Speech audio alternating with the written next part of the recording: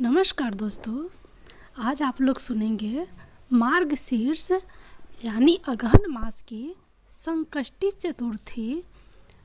चतुर्थी व्रत कथा। पार्वती जी ने गणेश जी से पूछा कि अगहन कृष्ण चतुर्थी संकटा कहलाती है। उस दिन किस गणेश की पूजा किस रीति से करना चाहिए? गणेश जी ने उत्तर दिया कि हे हिमालय नंदिनी, अगहन में पूर्वोक्त रीति से गजानन नामक गणेश की पूजा करनी चाहिए। पूजन के बाद अर्घ्य देना चाहिए। दिन भर व्रत रहकर पूजन के बाद ब्राह्मण को भोजन कराकर जौ, तिल, चावल, चीनी और घृत का सकला बनाकर हवन कराएं तो वह अपने शत्रु को वशीभूत कर सकता है। इस संबंध में हम एक प्राचीन इतिहास सुनाते हैं। प्राचीन काल में त्रेता युग में दशरथ नामक एक प्रतापी राजा थे। वे राजा आखेट प्रिय थे। एक बार अनजाने में ही उन्होंने एक श्रवण कुमार नामक ब्राह्मण का आखेट में वध कर दिया। उस ब्राह्मण के अंधे माँ बाप ने राजा को श्राप दिया कि जिस प्रकार हम लोग पुत्र शोक में मर रहे हैं, उसी भांति तुम्हारा भी पुत्र शोक में मरण होगा। इससे राजा को बहुत चिंता हुई। उन्होंने पुत्रेष्ट यज्ञ कराया। फलस्वरूप जगदीश्वर ने राम रूप में अवतार लिया। भगवती लक्ष्मी जानकी के रूप में अवतरित हुई। पिता की आज्ञा पाकर भगवान राम सीता और लक्ष्मण सहित वन को गए, जहां उन्होंने खर, दूषण आदि अनेक राक्षस व राक्षसियों का वध किया। इससे क्रोधित होकर रावण ने सीता जी का अपहरण कर लिया। सीता जी की खोज में भगवान राम ने पंचवटी का त्याग कर दिया और ऋषमुख पर्वत पर पहुंचकर सुग्रीव के साथ मैत्री की। तत्पश्चात सीता जी की खोज में हनुमान आदि वानर तत्पर हुए। ढूंढते ढूंढते वानरों ने गिद्धराज संपाति को देखा। इन वानरों को देखकर संपाति ने पूछा कि कौन हो? इस वन में कैसे आए हो? तुम्हें किसने भेजा है? यहाँ पर तुम्हारा आना किस प्रकार हुआ?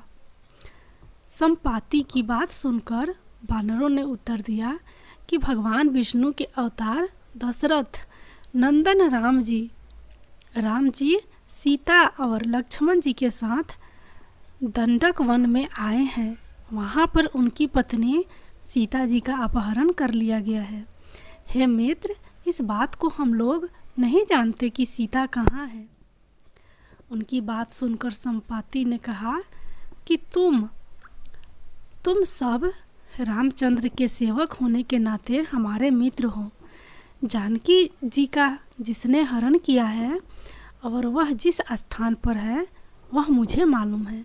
सीता जी के लिए मेरा छोटा भाई जटायु अपने प्राण गंवा चुका है। यहाँ से थोड़ी ही दूर पर समुद्र है और समुद्र के उस पार राक्षस नगरी है। वहाँ अशोक के पेड़ के नीचे सीता जी बैठी हुई है। रावण द्वारा अपहत सीता जी अभी भी मुझे दिखाई दे रही है। मैं आपसे सत्य कह रहा हूँ कि सभी वानरों में हनुमान जी अत्यंत पराक्रमशाली है, अतः उन्हें वहाँ जाना चाहिए। केवल हनुमान जी ही अपने पराक्रम से समुद्र लांघ सकते हैं। अन्य कोई भी इस कार्य में समर्थ नहीं है। संपाति की बात सुनकर हनुमान जी ने पूछा कि हे संपाति, इस विशाल समुद्र को मैं किस प्रकार पार कर सकता हूँ? जब हमारे सब वानर उस पार जाने में असमर्थ है तो मैं ही अकेला कैसे पार जा सकता हूँ? हनुमान जी की बात सुनकर संपाति ने उत्तर दिया कि हे मित्र, आप संकट नाशक गणेश चतुर्थी का व्रत कीजिए। उस व्रत के प्रभाव से आप समुद्र को क्षण भर में पार कर लेंगे। संपाति के आदेश से संकट चतुर्थी के उत्तम व्रत को हनुमान जी ने किया। हे देवी, इसके प्रभाव से हनुमान जी क्षण भर में समुद्र को लांघ गए। इस लोक में इसके सामान्य सुखदायक कोई दूसरा व्रत नहीं है। श्री कृष्ण जी कहते हैं कि महाराज युधिष्ठिर, आप भी इस व्रत को कीजिए। इस व्रत के प्रभाव से आप क्षण भर में अपने शत्रुओं को जीतकर संपूर्ण राज के अधिकारी बनेंगे। भगवान कृष्ण का वचन सुनकर युधिष्ठिर ने गणेश चतुर्थी का व्रत किया। इस व्रत के प्रभाव से वे अपने शत्रुओं को जीतकर राज के अधिकारी बन गए। गणपति बाबा की जय। अब आप लोग सुनिए संकटी चतुर्थी की दूसरी कथा। पौराणिक कथा के अनुसार भगवान शिव और माता पार्वती एक बार नदी किनारे बैठे हुए थे। उसी दौरान माता पार्वती को चौपर खेलने का मन हुआ, लेकिन उस समय वहाँ माता और भगवान शिव के अलावा कोई और मौजूद नहीं था। लेकिन खेल में हार जीत का फैसला करने के लिए एक व्यक्ति की ज़रूरत थी। इस विचार के बाद दोनों ने एक मिट्टी की मूर्ति बनाकर उसमें जान डाल दी और उससे कहा कि खेल में कौन जीता इसका फैसला तुम करना। खेल के शुरू होते ही माता पार्वती विजय हुई और इस प्रकार 3 से 4 बार उन्हीं की जीत हुई। लेकिन एक बार गलती से बालक ने भगवान शिव का विजयी के रूप में नाम ले लिया, जिसके कारण माता पार्वती क्रोधित हो गई और उस बालक को लंगड़ा बना दिया। बालक उनसे क्षमा मांगता है और कहता है कि उससे भूल हो गई, उसे माफ़ कर दे।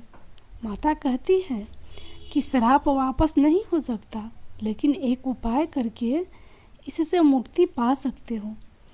माता पार्वती कहती हैं कि इस स्थान पर संकटी के दिन कुछ कन्याएं पूजा करने आती हैं।